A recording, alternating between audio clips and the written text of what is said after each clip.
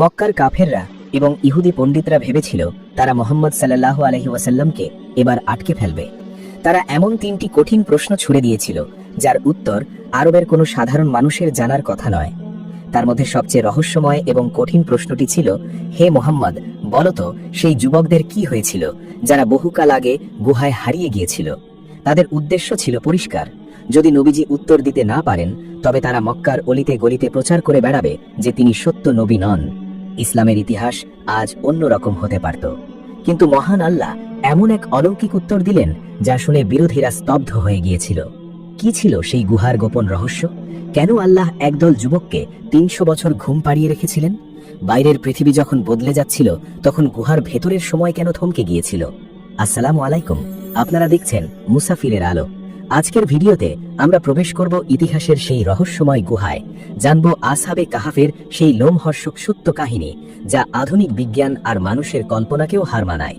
ভিডিওর মূল পর্বে যাওয়ার আগে এখনই আমাদের চ্যানেলটি সাবস্ক্রাইব করে বেল আইকনটি বাজিয়ে দিন, যাতে ইসলামের অজানা ইতিহাস ও রোমাঞ্চকর তথ্য সবার আগে আপনার কাছে পৌঁছায়।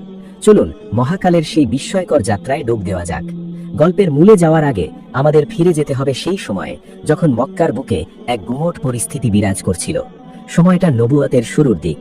মক্কার কাফের সর্দাররা আবু জাহেল, উতবা, সাইবারা দিশেহারা হয়ে পড়েছিল। তারা কোনোভাবেই আল্লাহর রসুল সাল্লাল্লাহু আলাইহি ওয়াসাল্লামকে দাওয়াতকে থামাতে পারছিল না।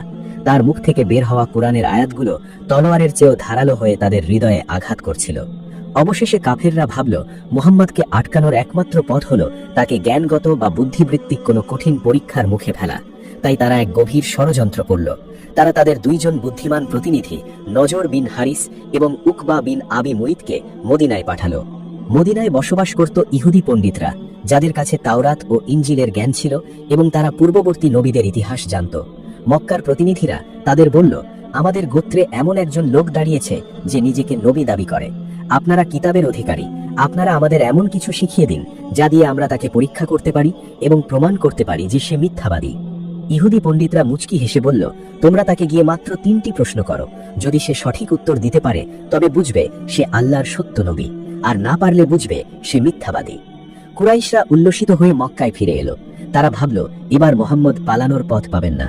তারা ভরা মজলিসে নবীজিকে এই প্রশ্নগুলো ছুড়ে দিল। আল্লাহর রসুল অত্যন্ত আত্মবিশ্বাসের সাথে বললেন, আগামীকাল আমি তোমাদের উত্তর দেব। কিন্তু এই উত্তেজনার মুহূর্তে অনিচ্ছাকৃতভাবে তিনি ইনশাআল্লাহ বা যদি আল্লাহ চান বলতে ভুলে যান। আল্লাহ চাইলেন তার হাবিবকে এবং কিয়ামত পর্যন্ত আসা উম্মতকে শিক্ষা দিতে যে আল্লাহর ইচ্ছা ছাড়া গাছের পাতাও নড়ে না। ওহি তো অনেক দূরের কথা। তাই ওহি আসা বন্ধ হয়ে গেল।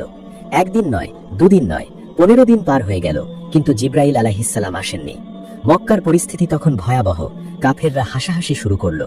তারা বলতে লাগলো, মুহাম্মদের রব তাকে পরিত্যাগ করেছে। নবীজির মনের অবস্থা তখন কতটা বিষাদগ্রস্ত ছিল তা কেবল আল্লাহই জানেন। অবশেষে 15 দিন পর সূরা কাহাফ নাজিল হলো।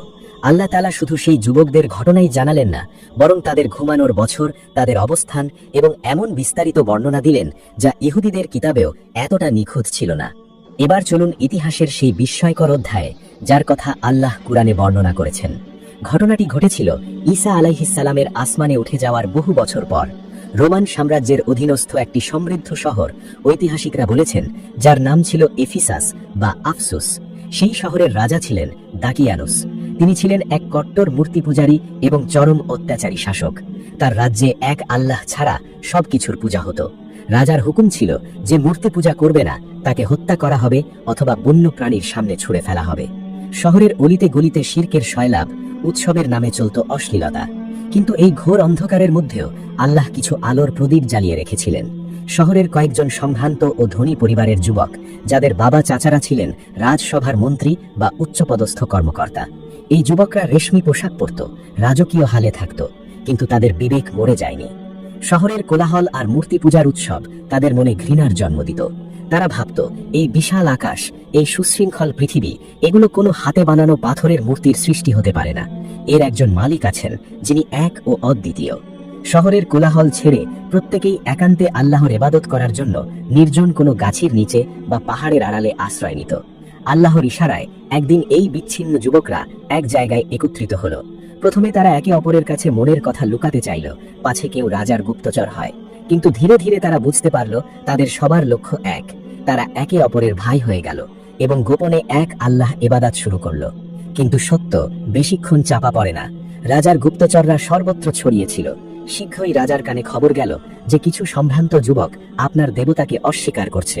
রাজা দাকিয়ানুস ক্ষিপ্ত হলেন। তিনি সেই যুবকদের দরবারে ডেকে পাঠালেন। লোহার শিকলে বন্দী করে তাদের রাজ দরবারে আনা হলো। রাজা তাদের ধমক দিয়ে বললেন, তোমরা আমাদের দেবতাদের পূজা করছো না কেন? জানো এর শাস্তি মৃত্যুদণ্ড। সাধারণত এমন পরিস্থিতিতে মানুষের পা কাঁপে, কিন্তু যাদের হৃদয়ে আল্লাহ ঈমানের পাহাড় বসিয়ে দেন, তারা কি কোনো পার্থিব রাজাকে ভয় পায়? পবিত্র কুরআনে আল্লাহ বলছেন, তিনি তাদের হৃদয়কে রাবিত বা সুদৃঢ় করে দিয়েছিলেন। তারা রাজার চোখের দিকে তাকিয়ে নির্ভীক কণ্ঠে ঘোষণা করল, আমাদের রব তো তিনি, যিনি আসমান ও জমিনের রব। আমরা তার ছাড়া অন্য কাউকে ইলাহ বা উপাস্য হিসাবে ডাকব না। যদি ডাকি তবে তা হবে চরম মিথ্যাচার। রাজা অবাক হয়ে গেলেন। সম্ভ্রান্ত পরিবারের সন্তান এবং বয়সে তরুণ হওয়ায় রাজা তাদের তাৎক্ষণিক হত্যা না করে বললেন, তোমাদের কয়েক দিনের সময় দিলাম, চিন্তা করো, ফিরে এসো আমাদের ধর্মে, নতুবা তোমাদের গর্দান যাবে। রাজা তাদের ছেড়ে দিলেন, কিন্তু যুবকরা জানত এটা তাদের জন্য পালিয়ে যাওয়ার সুবর্ণ সুযোগ। তারা পরামর্শ করল, ঈমান বাঁচাতে হলে এই শিরকের জনপদ থেকে তাদের হিজরত করতে হবে। বিলাসিতা, নরম বিছানা, সুস্বাদু খাবার সব ছেড়ে মহান আল্লাহ জন্য পথে নামার সিদ্ধান্ত নিল। সূর্য ডুবু ডুবু তারা শহর ছেড়ে পাহাড়ের দিকে রওনা দিল। পথে একটি কুকুর তাদের পিছু নিল। তাফসিরবিদরা এবং বিভিন্ন বর্ণনায় পাওয়া যায় এই কুকুরটির নাম ছিল কিতমির। যুবকরা প্রথমে কুকুরটিকে তাড়িয়ে দিতে চাইল, পাছে তার ঘেউ ঘেউ আওয়াজে তাদের গোপন অবস্থান ফাঁস হয়ে যায়। কিন্তু আল্লাহ সেই অবলা প্রাণীর মনেও তাদের প্রতি ভালোবাসা ঢেলে দিয়েছিলেন। কুকুরটি তাদের সঙ্গী হয়ে গেল। নেককারদের সঙ্গ পেলে যে পশুরও মর্যাদা বেড়ে যায় এবং তা কুরআনে স্থান পায়, এই কুকুরটি তার জ্বলন্ত প্রমাণ। তারা হাঁটতে হাঁটতে ক্লান্ত হয়ে পড়ল। সামনেই একটি পাহাড়, যার নাম ছিল বেনচিলাস বা রাকিম। সেই পাহাড়ের গায়ে একটি গুহা। যুবকরা নিরাপদ আশ্রয়ের আশায় সেই গুহায় প্রবেশ করল। গুহার ভেতরটা ছিল শীতল এবং নীরব। সারাদিনের ক্লান্তি আর মানসিক চাপে তাদের শরীর ভেঙে আসছিল। তারা জানত না তাদের ভবিষ্যৎ কি। তারা শুধু জানত তাদের রব তাদের রক্ষা করবেন। এই অসহায় মুহূর্তে তারা আল্লাহর কাছে হাত তুলল। এমন এক দোয়া করল যা আজ 1000 বছর ধরে মুমিনরা বিপদে পড়লে পাঠ করে। রব্বানা আতিনা মিন লাদুনকা রাহমাতা ওয়া হাইয়্যি লানা মিন আমরিনা রাশাদা। হে আমাদের পালনকর্তা, আপনি আপনার পক্ষ থেকে আমাদের রহমত দান করুন এবং আমাদের এই কাজটিতে সঠিক পথের দিশা দিন। আল্লাহ তাদের দোয়া কবুল করলেন, তবে এমন ভাবে যা মানব ইতিহাসের কেউ কল্পনা করেনি। আল্লাহ তাদের কানের উপর ঘুমের পর্দা ঢেলে দিলেন। তারা গভীর ঘুমে তলিয়ে গেল। আর তাদের সেই সঙ্গী কুকুরটি, সে গুহার ঠিক প্রবেশদ্বারে তার সামনের 2 পা ছড়িয়ে পাহারার ভঙ্গিতে বসে রইল এবং সেও ঘুমে আচ্ছন্ন হয়ে গেল। বাইরে রাত পার হলো, সকাল হলো, কিন্তু তারা জাগল না।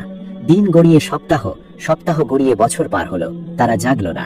রাজা দাকিয়ানুস তাদের খোঁজ না পেয়ে হয়তো ভেবেছিল তারা পাহাড়ের কোথাও মারা গেছে, কিন্তু আল্লাহ তাদের হেফাজত করছিলেন এক অদৃশ্যের চাদর দিয়ে। বাইরে ঋতু বদলায়, ঝড় আসে, বৃষ্টি হয়। দাকিয়ানুস মারা যায়, মাটির সাথে মিশে ইতিহাস হয়ে যায়। সাম্রাজ্যের পতন ঘটে, আবার নতুন সাম্রাজ্য গড়ে ওঠে। কিন্তু গুহার ভেতরের সময় যেন থমকে আছে। পবিত্র কুরআনে আল্লাহ কত নিখুঁতভাবে বর্ণনা করেছেন। তিনি বলছেন, সূর্য যখন উদিত হতো তখন তা গুহার ডান পাশ দিয়ে সরে যেত, আর যখন অস্ত যেত তখন বাম পাশ দিয়ে অতিক্রম করত। অর্থাৎ সরাসরি রোদ তাদের গায়ে লাগতো না, যাতে তাদের শরীর পুড়ে বা নষ্ট না যায়।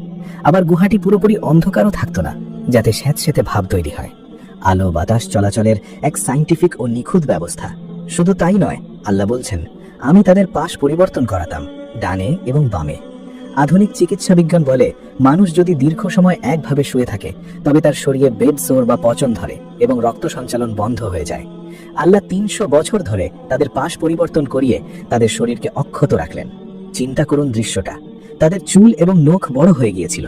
পবিত্র কুরআনে আল্লাহ বলছেন, তুমি যদি তাদের দিকে উকি দিতে তবে ভয়ে পেছন ফিরে পালাতে এবং আতঙ্কে তোমার বুক ভরে যেত।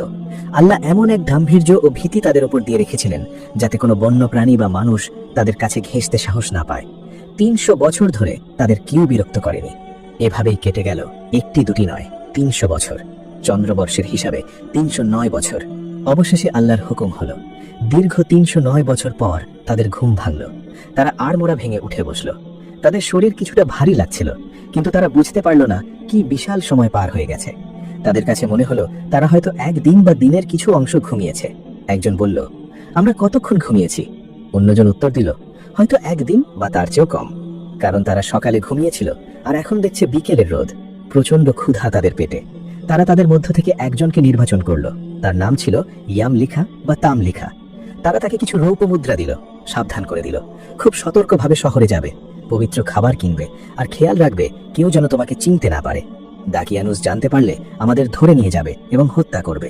বেচারা যুবক, সে তো জানে না দাকিয়ানুস 300 বছর আগেই গত হয়েছে। সে ভয়ে ভয়ে গুহা থেকে বের হয়ে শহরে প্রবেশ করলো। কিন্তু শহরের তরুণ দেখেই সে থমকে গেল। এ তো সেই শহর নয়। বাড়ি ঘর সব বদলে গেছে, মানুষের পোশাক আশাক ভিন্ন, রাস্তাঘাট অন্যরকম। সবচেয়ে আশ্চর্যের বিষয়, শহরের বিভিন্ন জায়গায় একেশ্বরবাদের চিহ্ন দেখা যাচ্ছে। যে শহরে আল্লাহর নাম নেওয়া নিষিদ্ধ ছিল, সেখানে আজ প্রকাশ্যে মানুষ আল্লাহর নাম নিচ্ছে। যুবকটি ভাবল, আমি কি স্বপ্ন দেখছি নাকি পথ ভুল করেছি?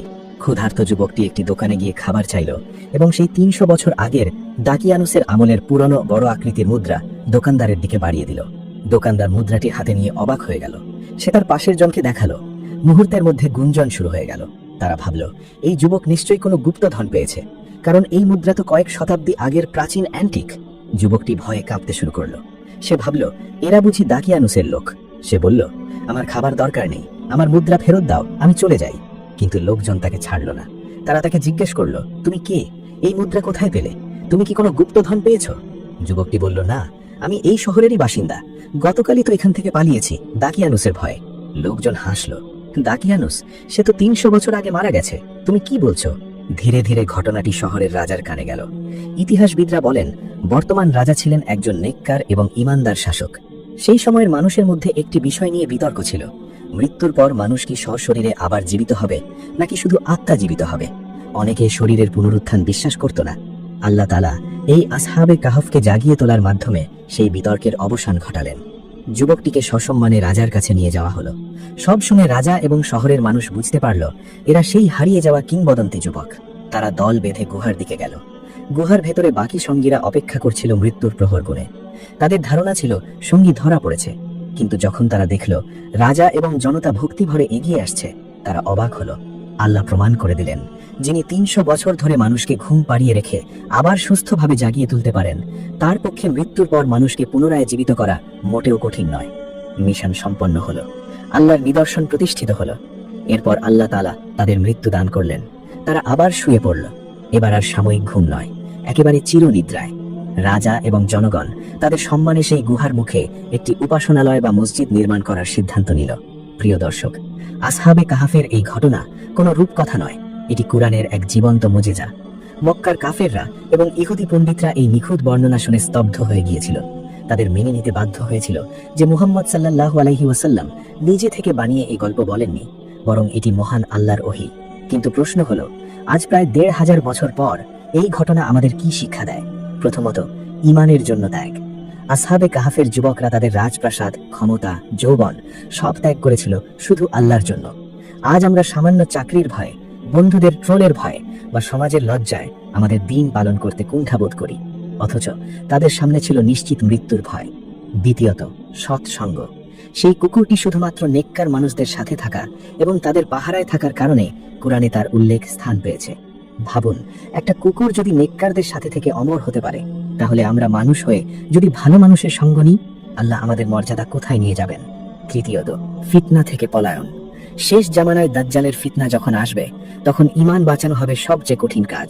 নবীজি সাল্লাল্লাহু আলাইহি ওয়াসাল্লাম বলেছেন, যে ব্যক্তি জুম্মার দিন সূরা কাহফ পাঠ করবে, তার জন্য 2 জুম্মার মধ্যবর্তী সময়টা আলোয় আলোকিত থাকবে এবং সে দাজ্জালের ফিতনা থেকে নিরাপদ থাকবে।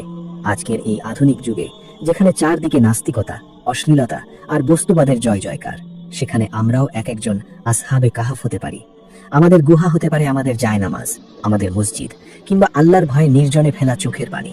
আসুন আমরা আল্লাহর কাছে সেই দোয়াই করি যে আসহাবে কাহফ করেছিল, হে আমাদের রব, আমাদের উপর রহমত বর্ষণ করুন এবং আমাদের কাজগুলোকে সঠিক পথে পরিচালিত করুন।